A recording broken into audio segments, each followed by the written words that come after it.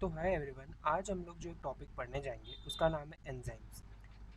Enzymes बोले तो सबसे पहली बात आपको ये ध्यान रखनी है कि जितने भी हमारे एंजाइम्स हैं majority of them are made up of proteins. और हम एंजाइम्स पढ़ते ही क्यों हैं? सबसे पहले हम देखते हैं कि इसका क्या रिलेवेंस है। तो अगर हम देखें हमारी बॉडी के अंदर या फिर हम देखें प्लांट्स के अंदर, हर जगह पर कोई भी पर्टिकुलर मेटाबॉलिक या फिर कोई chemical reaction, for example plants के अंदर फोटोसिंथेसिस, हमारी बॉडी के अंदर इवन जो रेस्पिरेशन होता है उसके अंदर जो ऑक्सीजन का ट्रांसपोर्ट है या फिर कार्बन डाइऑक्साइड का जो एग्जिट है, या फिर हमारी बॉडी के अंदर जो डाइजेशन, एब्जॉर्प्शन और एसिमुलेशन के प्रोसेसेस हैं, उन सब में ही हमारे पास जो सबस्ट्रेट्स या फिर जो रिएक्टेंट्स हैं वो प्रोडक्ट्स में बदलते हैं।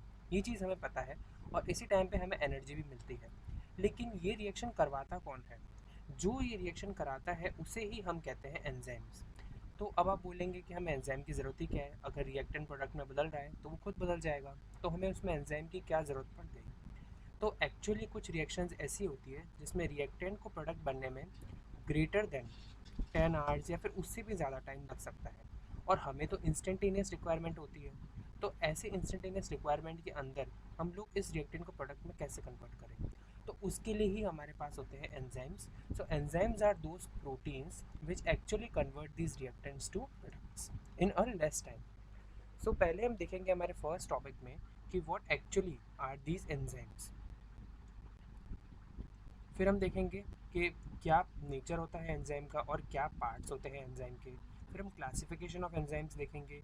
फिर हम कुछ एक्स्ट्रा अलग टाइप के एंजाइम्स देखेंगे और फाइनली हम लोग देखेंगे ऐसे क्या फैक्टर्स है जो कि एंजाइम की एक्टिविटी को अफेक्ट करता है। तो चलिए स्टार्ट करते हैं। तो जैसा कि हम लोगों ने ऑलरेडी इंट्रोडक्शन के अंदर पढ़ लिया कि एंजाइम होता क्या है, तो हम उसके बारे में एक डेफिनेशन भी लिख सकते हैं कि एंजाइम्स होते क्या हैं। सो हम लिखेंगे these are the proteinaceous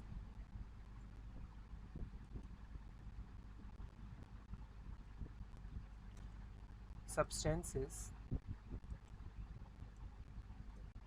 which act like a catalyst to convert the reactants to products। तो ये तो एंजाइम की सबसे जो मतलब जो बिल्कुल बेसिक हम जिसे कहें डेफिनेशन वो हो जाएगी कि basically these enzymes are protein catalysts और they influence the kinetics of the reaction. Now if I talk about what do you mean by this term kinetics, so kinetics is involve. हम लोग इससे, अगर हमें नाम आता है काइनेटिक्स तो हम इमीडिएटली समझ सकते हैं कि काइनेटिक्स मतलब स्पीड। तो अगर कोई भी पर्टिकुलर रिएक्शन है जिसमें रिएक्टेंट जो है प्रोडक्ट में बदल रहा है, लेकिन वो रिएक्शन अगर 10 आवर्स में हो रही है, तो अगर हम उसमें उस पर्टिकुलर एंजाइम को डाल दें तो क्या पता वो 10 मिनट में हो जाए या फिर क्या पता वो 10 सेकंड में ही हो जाए। तो इसे हम कहेंगे कैटलिस्ट्स, जो कि काइनेटिक्स को अफेक्ट करता है। अब यहाँ पर ही हमारे पास एक बहुत इंपॉर्टेंट कॉन्सेप्ट आ जाता है काइनेटिक्स और थर्मोडाइनमिक्स का। और हमें कई बार ये एग्जाम में पूछ लिया जाता है कि इन दोनों में क्या डिफरेंस है, किसको एंजाइम ऑल्टर करता है और किसे एंजाइम ऑल्टर नहीं करता है। तो आप ये ध्यान रखिए कि जब भी कोई पर्टिकुलर रिएक्टेंट प्रोडक्ट में बदल रहा है उसकी स्पीड को तेज़ करने का काम एंजाइम का होता है। तो यानी कि काइनेटिक्स को तो एंजाइम ने डेफिनेटली अफेक्ट किया है, लेकिन thermodynamics for example gives energy, spontaneity, इन सब चीज़ों में एंजाइम कोई रोल प्ले नहीं करता है। एंजाइम कभी भी थर्मोडाइनमिक्स ऑफ अ रिएक्शन को चेंज नहीं करेगा, वो हमेशा काइनेटिक्स ऑफ रिएक्शन को चेंज कर सकता है। मतलब ये उस टाइप का कंसेप्ट हो गया कि एंजाइम जो है वो तुम्हारी स्पीड तो बढ़ा देगा, लेकिन वो बेसिक जो रूट रिएक्शन हो रही है उसके अंदर उसका कोई थर्मोडाइनमिक एस्पेक्ट को नहीं बदल सकता। तो that is what we talk about the importance of an enzyme. तो अब हम लोग बात करते हैं नेचर ऑफ एंजाइम्स की।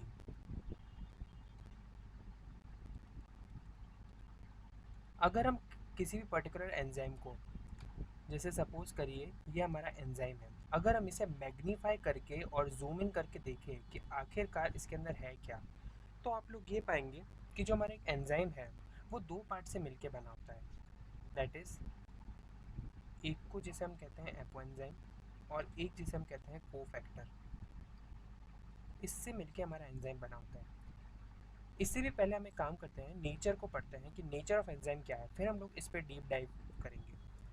तो देखिए बेसिकली अगर हम बात करें नेचर की कि किस टाइप का वो एंजाइम है, तो वो ऑन द ब्रॉड टर्म्स दो टाइप का हो सकता है। एक तो आरएनए का बना हुआ एंजाइम और एक हमारा हो सकता है प्रोटीन का बना हुआ एंजाइम।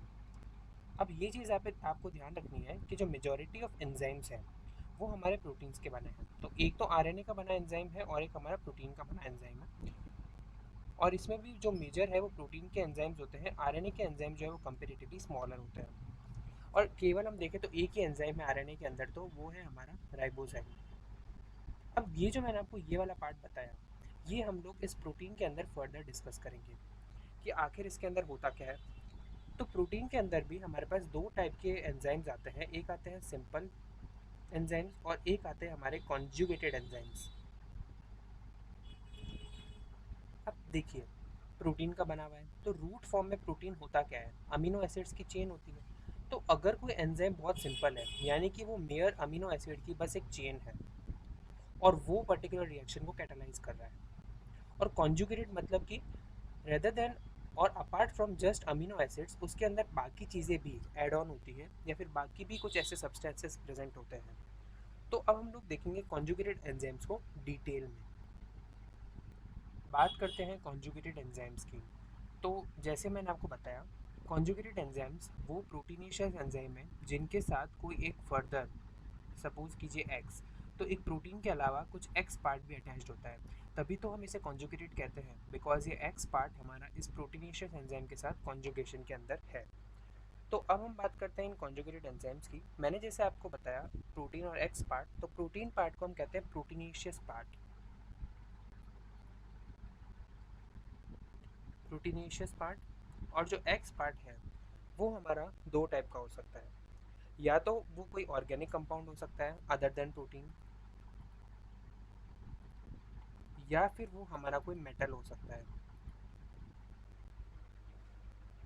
इसे हम देखें तो हम कुछ ऐसा कह सकते हैं कि अगर ये कोई पर्टिकुलर एंजाइम है तो इसका ये जो पोर्शन है वो हमारा प्रोटीनेशियस है और ये वाला जो पोर्शन बचा ये हमारा नॉन प्रोटीनेशियस है। So this is the proteinaceous part and this is the non proteinaceous part which we are talking about here also. तो अगर हम बात करें अब इस नॉन प्रोटीनेशियस पार्ट की, हम यहाँ लिख देते हैं कि this is the non proteinaceous part.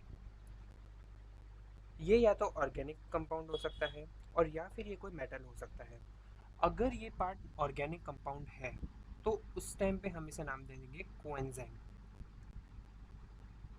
मतलब कि अगर कोई ऐसा एक्स पार्ट है जो कि ऑर्गेनिक है, नॉन प्रोटीनेशियस है और वो हमारे एंजाइम के साथ बाइंड है तो हम उसे कह देंगे कोएंजाइम। और अगर वो कोई मेटल है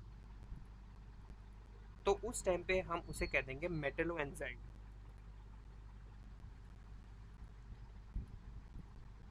अब हमें इस कोएंजाइम को भी थोड़ा सा डिटेल में पढ़ना है और इस मेटलोएंजाइम या फिर मेटल वाले पार्ट को भी थोड़ा सा डिटेल में पढ़ना है। बात करते हैं अगर ये पार्ट हमारा कोएंजाइम है यानी कि कोई ऑर्गेनिक कंपाउंड है, अगर ये पार्ट हमारा टाइटली बाउंड होता है इस एंजाइम से,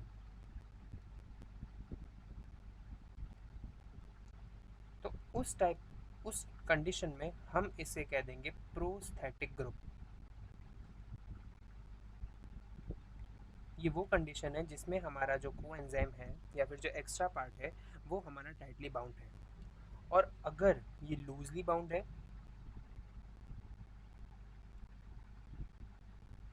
तो उस टाइम पे हम लोग इसे कह देंगे को सबस्ट्रेट।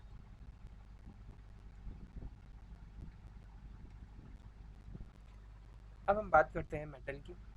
सपोज हमारे पास कोई ऑर्गेनिक कंपाउंड बाइंड नहीं है कॉन्जुगेटेड एंजाइम के साथ और उसकी जगह पर कोई मेटल बाउंड है। अगर ये मेटल इंटीग्रल पार्ट है यानी कि एंजाइम का ही एक पार्ट है तो उस टाइम पे इस एंजाइम या फिर इस मेटल वाले पार्ट से रिलेटेड हम पूरे एंजाइम को कह देंगे मेटलो एंजाइम। और अगर ये इंटीग्रल पार्ट नहीं है लेकिन ये कहीं ना कहीं एंजाइम के एक्टिवेशन में काम कर रहा है तो उस टाइम पे हम इसे कह देंगे मेटल एक्टिवेटेड एंजाइम। यानी कि हमारा जो मेटल है वो हेल्प कर रहा है इस एंजाइम के एक्टिवेशन के अंदर। तो ये हमारा जो है एक इम्पॉर्टेंट पोर्शन है। तो इसके अंदर हम लोगों ने दो पार्ट्स डिस्कस किए, एक तो कोएंजाइम को डिस्कस किया और फिर हमने मेटल्स को डिस्कस किया। अगली क्लास के अंदर हम लोग इसका फर्दर टॉपिक पढ़ेंगे।